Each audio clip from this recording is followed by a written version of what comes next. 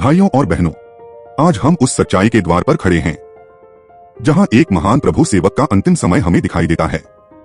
वह सेवक जिसका नाम पौलुस था, जिसने अपने जीवन से यह सिद्ध कर दिया कि मनुष्य चाहे कितना भी गिरा हुआ क्यों न हो, परमेश्वर का स्पर्श उसे नया बना सकता है। आज हम उस अंतिम क्षण की ओर बढ़ने वाले हैं जहां अंधेरी कोठरी में बैठा पौलुस अपने जीवन की अंतिम सांसों की प्रतीक्षा कर रहा था। वह क्षण जो सुनकर भी हृदय कांप उठता है और आंखों में आंसू उभर आते हैं। आइए हम प्रवेश करते हैं पौलुस की उस भयावह परंतु महिमामय अंतिम यात्रा में, जिसने उसे मृत्यु में भी विजय दिलाई। रोम की ठंडी रात थी। हवा इतनी कठोर थी कि पत्थरों को भी चीर दे, और उन्हीं पत्थरों के बीच एक अंधेरी कोठरी में पौलुस कैद थे। कोठरी की दीवारें सीलन से भरी हुई थीं। भूमि पर फैली नमी शरीर में कंपकंपी भर देती थी। पौलुस के पैरों में लोहे की जंजीरें पड़ी थीं। हाथ थक चुके थे, शरीर कमजोर हो चुका था, पर उनका विश्वास अडिग था। कोठरी के छोटे से छेद से आती हल्की रोशनी उनके झुर्रियों से भरे चेहरे पर पड़ती थी। उनकी आंखें बंद थीं, जैसे वे भीतर से प्रभु की आवाज सुन रहे हों। उन्होंने धीमे स्वर में कहा, मेरा जीवन दौड़ समाप्त हो चुकी है। मेरा विश्वास अटल है। अब केवल वह मुकुट शेष है जो मेरे प्रभु ने मेरे लिए रखा है। बाहर से जूतों की आवाजें गूंज रही थीं। रोमी सैनिक इधर उधर घूम रहे थे। शहर में उत्पीड़न का वातावरण था। मसीहियों की खोज हो रही थी, और पौलुस को इस उत्पीड़न का सबसे बड़ा कारण माना जा रहा था। राजा नीरो का हृदय क्रूरता से भर चुका था, और उसका निर्णय स्पष्ट था, इस सेवक को जीने का कोई अधिकार नहीं। अचानक कोठरी का भारी दरवाजा खुला। 2 सैनिक मशाल लेकर अंदर आए। उनके चेहरों पर कठोरता थी। एक सैनिक ने कहा, आज तुम्हें बाहर ले जाया जा रहा है। पौलुस सब समझ गए। उनकी अंतिम यात्रा आरंभ हो चुकी थी। उन्होंने अपने पैर उठाए, धीरे से खड़े हुए और शांतिपूर्वक कहा, मेरे प्रभु, तेरी इच्छा पूर्ण हो। पौलुस को कोठरी से बाहर लाया गया। ठंडी हवा ने उनके कमजोर शरीर को छूते ही जैसे काटना शुरू कर दिया, परंतु उनके चेहरे पर कोई भय नहीं था। उनके कदम डगमगा रहे थे, पर विश्वास दृढ़ था। जेल के बाहर पत्थरों से बना लंबा मार्ग था, जहां से कैदियों को उनके दंड स्थल तक ले जाया जाता था। आकाश धुंधला था, सूरज ढल चुका था, और वातावरण में एक अनजाना सा भारीपन फैल रहा था। 2 सैनिक आगे चल रहे थे, 2 पीछे। पौलुस बीच में धीरे धीरे चल रहे थे, जैसे हर कदम के साथ वे संसार को छोड़कर स्वर्ग की ओर बढ़ रहे हों। रास्ते में खड़े लोग उन्हें देख रहे थे। कुछ के चेहरे पर तिरस्कार था, कुछ के मन में भय, और कुछ ऐसे थे जो जानते थे कि यह व्यक्ति दोषी नहीं, यह परमेश्वर का सेवक है। एक बूढ़ी महिला दूर से देखती रही। उसकी आंखों में आंसू थे। वह केवल इतना ही कह पाई, हे प्रभु, उसे शक्ति देना। पौलुस ने उसकी ओर देखा और हल्की सी मुस्कान दे दी, जैसे कह रहे हूं, चिंता मत करो, मेरा प्रभु मेरे साथ है।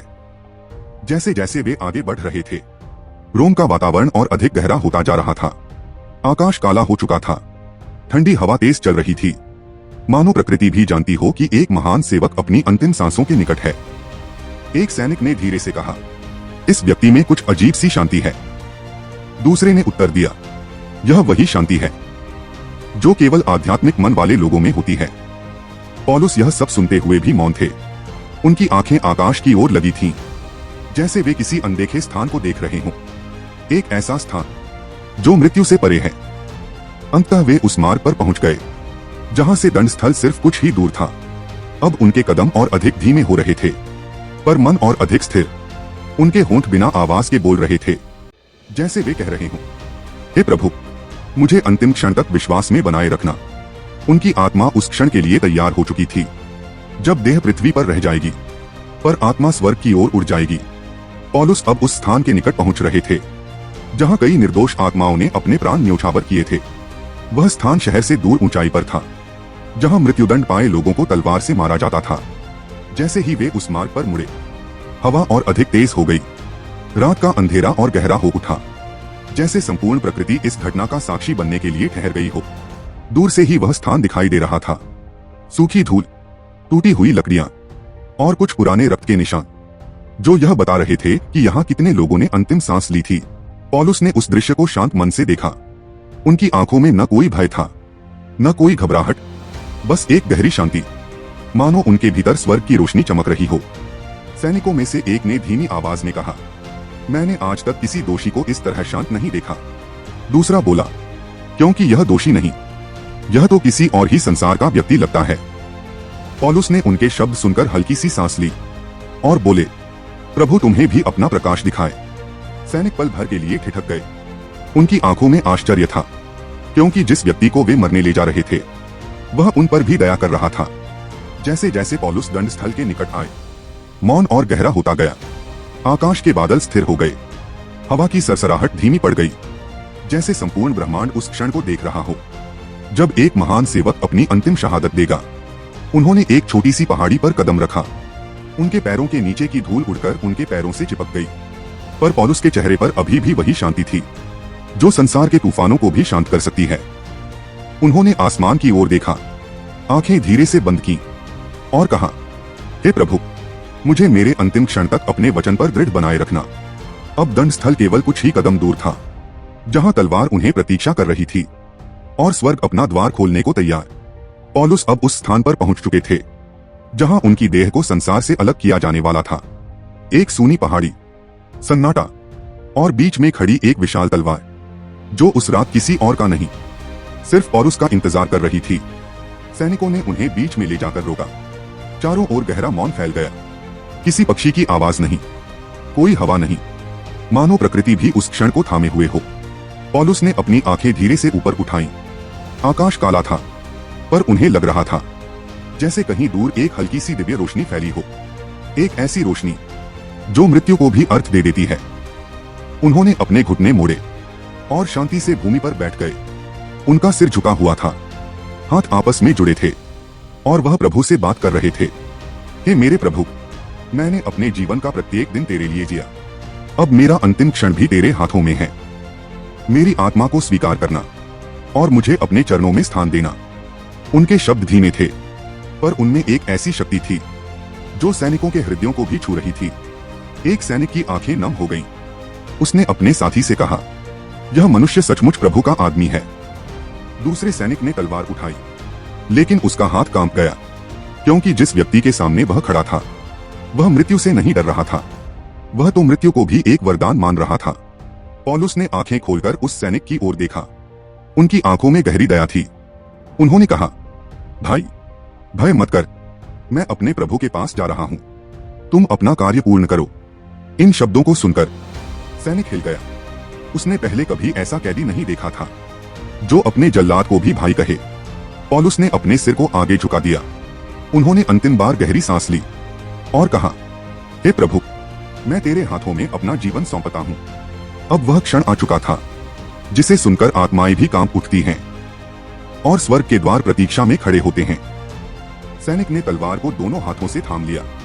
उसकी सांसें भारी थीं, हृदय तेज धड़क रहा था और धीरे धीरे वह पौलुस के समीप बढ़ा। दुनिया उस क्षण जैसे रुक गई। समय स्थिर हो गया और संपूर्ण वातावरण मौन में डूब गया। पौलुस भूमि पर शांत बैठे थे, उनका सिर झुका हुआ, उनकी आंखें बंद और उनके चेहरे पर एक अद्भुत प्रकाश। ऐसा लग रहा था मानो मृत्यु उन पर अधिकार न करके उनके सामने झुक रही हो। सैनिक तलवार लेकर उनके पीछे खड़ा था। उसके हाथ कांप रहे थे, उसकी सांसें भारी थीं, क्योंकि उसके सामने कोई सामान्य मनुष्य नहीं, एक प्रभु का सेवक बैठा था जिसकी आत्मा इस संसार से बड़ी थी। उसने तलवार को ऊपर उठाया, आकाश की ओर, और कुछ क्षण वह स्थिर खड़ा रहा, मानो समय उसे रोक रहा हो। पौलुस ने धीमे से कहा, हे प्रभु, मुझे अपने अनंत राज्य में स्वीकार कर। इन शब्दों ने वातावरण को भर दिया, एक ऐसी शक्ति के साथ जिसे सैनिक महसूस कर सकता था पर समझ नहीं पा रहा था। अचानक हवा चल पड़ी, जैसे स्वर्ग से कोई संकेत आ रहा हो।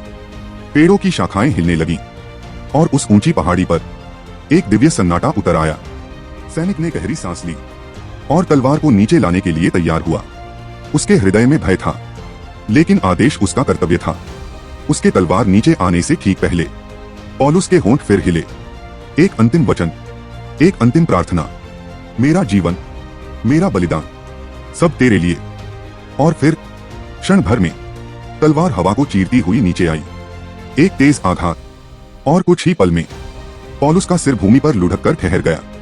लेकिन अद्भुत बात यह थी कि उनके चेहरे पर वही शांत मुस्कान थी जो मृत्यु से पहले थी, मानो वह कह रही हो, मृत्यु मुझे छू नहीं सकती, क्योंकि मेरा प्रभु जीवित है।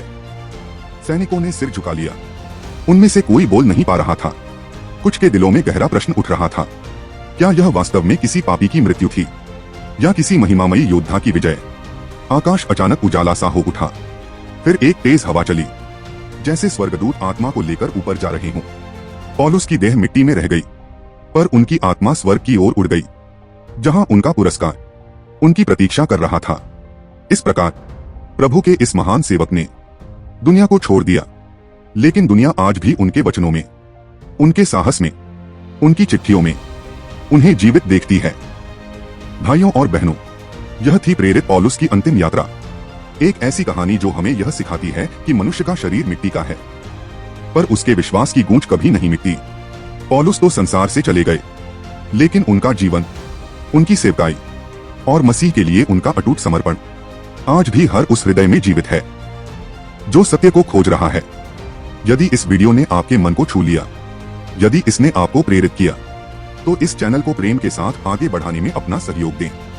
वीडियो को लाइक करें, इसे दूसरों के साथ साझा करें और नीचे अपनी भावना टिप्पणी में लिखें। और हाँ, हमारे इस परिवार से जुड़े रहने के लिए चैनल को अवश्य सब्सक्राइब करें। जल्द ही मिलेंगे एक और नई और गहरी बाइबलिक सच्चाई के साथ। तब तक यीशु कनेक्ट से जुड़े रहें।